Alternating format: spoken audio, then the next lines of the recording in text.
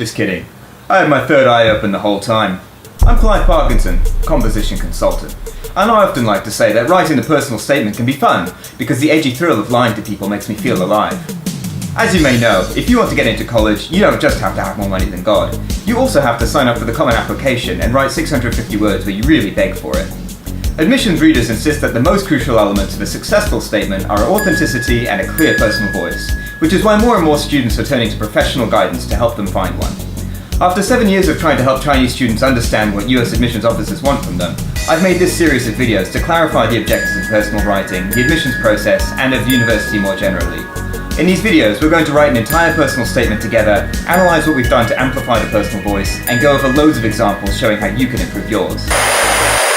Hi. If you're just now joining us, we've been chatting with the Common Application, and to be honest, it hasn't been going very well. It's already asked us 7 questions, and we sort of avoided answering all of them. I think the Common Application might be striking out, but the party's just getting started, and we haven't worked up the courage to talk to the attractive people yet. So, say, Common Application, what was that 3rd question you asked us again? Option 3. Reflect on a time when you questioned or challenged a belief or idea. What prompted your thinking? What was the outcome? Alright, there are 5 steps to end this. First, we'll drop a psychedelic intro they'll never forget. Then, we'll identify a belief or idea that figures in our lives. Then, we'll narrate an experience that led us to an alternative belief, that is to say, what prompted your thinking. Then we'll describe what our alternative belief inspired us to do, that is to say, the time you questioned or challenged. And then we'll interpret what happened and decide what we learned about ourselves from the process, that is to say, the outcome. Down in the information section, you can have a look at the full result. Go ahead and read it, I'll wait.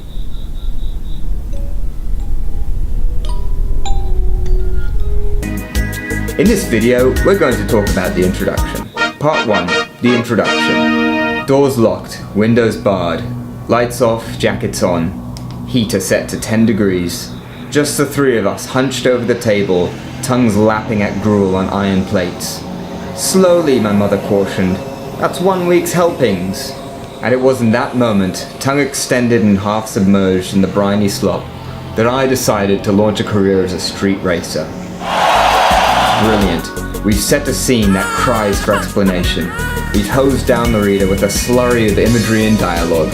Doors, windows, lights, jackets, heaters, tables, tongues, gruel, iron, slop, streets.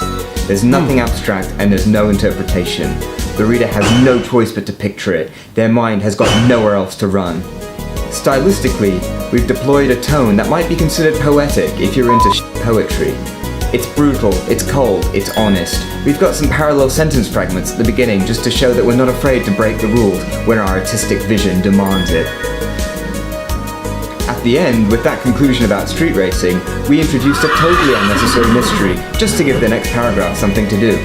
We've locked eyes with the reader and thrown our drink glasses high in the air. We're either total idiots or very clever, and the reader just has to keep watching to find out which. When you're writing yours, raise questions. The challenge is not just to describe something well, but to throw in an unexpected element to catch the reader off guard. Throw them in a headlock, wrap your fingers around their neck, and demand their absolute attention. So instead of writing, "What a beautiful evening," I thought to myself as the soft, thick hues of the tangerine sun filtered through the towering pines, consider writing, "What a beautiful evening," I thought to myself as the soft, thick hues of the tangerine sun filtered through the towering pines on my first day in prison. Because you were volunteering there. They never saw it coming. Bottom line, give the poor reader a reason to keep paying attention. Tag yourself. Different schools have different review processes, but if you can give yourself a unique ID like the prison kid or the street racer, it will be much easier for readers to refer to you in conversation. Imagine them chatting on the way home from work. "Did you see the prison essay? Yeah, the prison kid. Can't say no to the prison kid." It doesn't even really matter if the tag has nothing to do with you. It's sort of like going to a party wearing a big pink top hat. It makes it much easier for people to refer to you afterwards, and ideally it will also make them hate you less. Keep it fun. Do you want to sound grandiose, academic, authoritative, or emotional? No, you don't. You probably want to keep it fun, because a real human being is going to have to read this thing.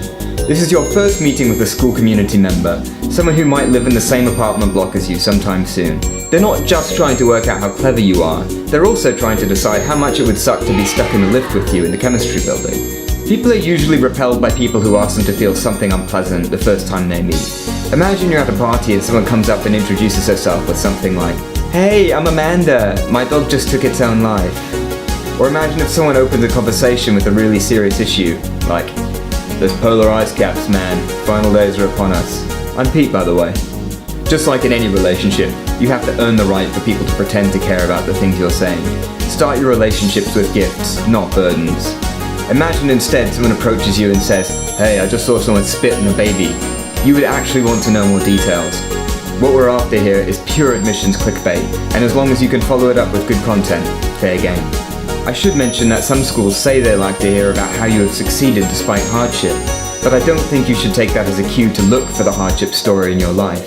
Whatever they say, these schools are looking to invest in successful, seeming people, not to right the wrongs of history by admitting victims. The people they want to invest in are presumably excited to chat about what they've just learnt and what they're currently working on, and are not so likely to be taking this chance to document the grisly details of what they've had to go through.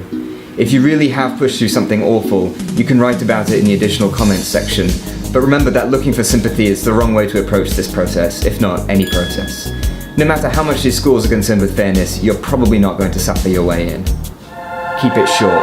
Some students pick up on the creative writing aspect of the intro and go on to spend a whole personal statement jumping around chronologically, setting 5 or 6 different scenes and ending with something like, "So it was and so it will be, with all flourishing in its perfect colour." And you can hear the sound of the mic dropping and it's like, "Oh, I'm sorry, I didn't realise we were watching a Charlie Kaufman film in reverse. Who did you say you were again?" This sample intro takes up about 10% of the word limit, and that's pretty appropriate. The object is to make a little splash and help the reader imagine for just a moment that the rest of the essay won't be the trite peon to the self that it is indeed bound to be.